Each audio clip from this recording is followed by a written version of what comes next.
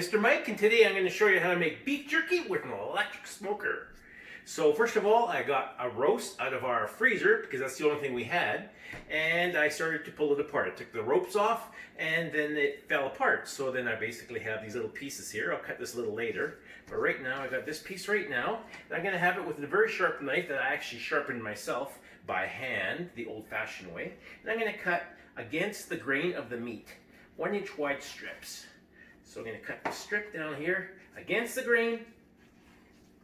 There you go. And I'm going to cut this in half just so they're not so long. And there you go. It's supposed to be about 1/4 inch thick and about 1 inch wide. So I'm going to finish cutting this and we'll get back to making the marinade. As you can see, my quality control is impeccable. 1 inch on the button. Oh, I've got the meat ready. 1-inch strips approximately. Some are a little thicker, so I'm going to try to see how that works out. It's supposed to be about 1/4 inch, but I think that one's probably a little thicker. Now, got my ingredients ready for the recipe. So what I've prepared is a little Tupperware bowl with a Ziploc bag in the middle. I have 1 cup of Kikkoman soy sauce. I only use the original. Then I use 4 tablespoons of Lee & Perrins Worcester sauce.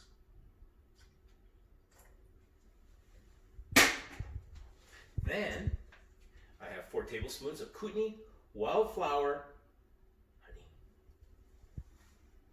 Oh, that's good. That's going to make it. That's my secret ingredient. Most people do not use that because they have never thought to try it. They use brown sugar, white sugar, they use molasses, but no one's ever thought to use honey, especially Kootenai wildflower honey. It's a local product, the best. Okay, then I use 4 teaspoons of onion powder. Okay, then I use 4 teaspoons of garlic powder. Then I use 2 teaspoons of black powder. Now I close my bag and I give it a little mix there.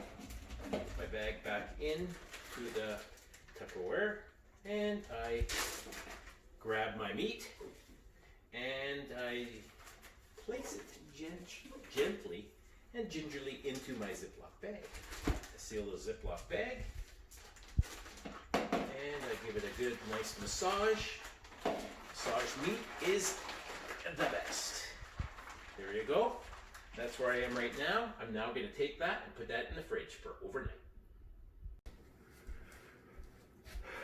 I want to share a little family secret that I have here. It's a recipe that's been handed down through generations in my family. And this is a little tip here on making beef jerky. And what the tip is waking up at 4 o'clock in the morning, pulling your meat out, and giving it a nice little rub. Just massage that meat. Do that a couple times. The marinade's going to blend right into that. Look at that beautiful, beautiful tender color there. And I'm going to go back to sleep. So I've just plugged in my electric smoker, and I'm going to let that sit for an hour. I put in 1 handful of hickory chips, and I'm going to let that sit inside there, smolder, smoke up inside, get the inside nice and warm and toasty and nice and smoky. I've also grabbed my meat from the fridge that's been marinating overnight.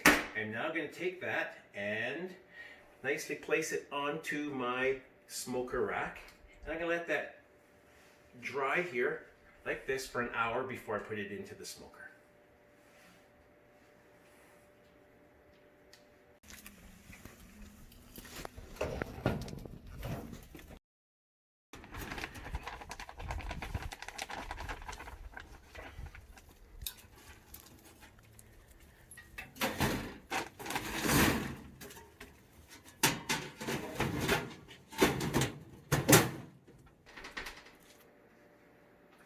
Once I finish pat and dry all my meat, and I allow that the thicker cuts of meat are on the top rack and evenly spaced, so there's circulation around every piece of meat. The reason they're on the top rack is a little hotter up there, it's going to cook better. Okay, and the stuff in the bottom, a little thinner stuff, is going to cook better. Then I assembled some spices that I actually made from an old country recipe that I grew up with. And now I'm going to do the light sprinkle of this over top of everything. And now I'm going to go and get this ready for the smoker in 1 hour.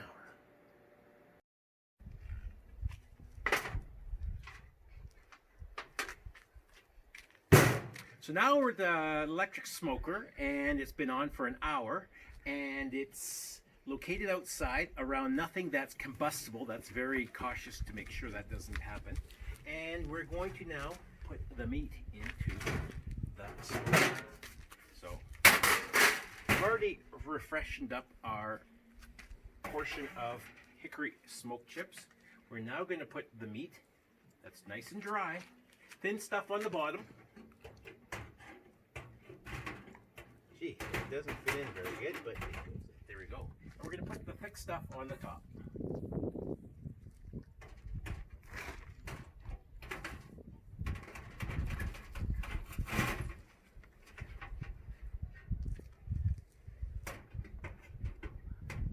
While we're doing this, we're going to check this every hour and top up the chips. At the 2 hour mark, I'm going to check to make sure that I've not over smoked my meat. When you pull your meat out and it's limp, then it's not done. You got to smoke it longer. You want a nice hard piece of meat. We're back. We're at the 2 hour point. Ooh, doesn't that smell good? Hickory. So I'm going to check, upgrade my chips here. They're not bad. I'm just going to rotate those a bit, but they're still good. And we're going to go with the bottom rack because that's our thinnest ones. And you can see, woo, look at this one. It's trying to get away. Still a little soft. That's limp. That's not good. So that's 2 hours. We're going to check back. I'm going to check it every half an hour. Then I want to overcook it and make it too dry. And I'm going to be eating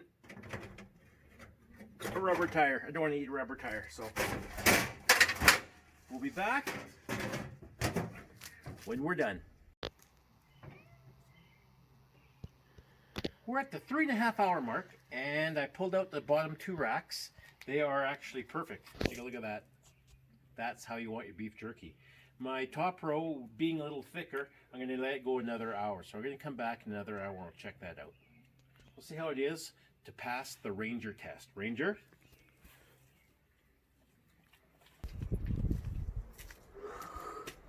I'm back. Got to give you a tip when you're doing this. Start before lunch. It's after 12:30 now, and I'm still making beef jerky. So we're back now. And let's check. Not too hot. That looks beautiful, beautiful. Look at this beef jerky. Oh, that is so good. So that, my friends, is how you make beef jerky in the middle of the night with an electric smoker.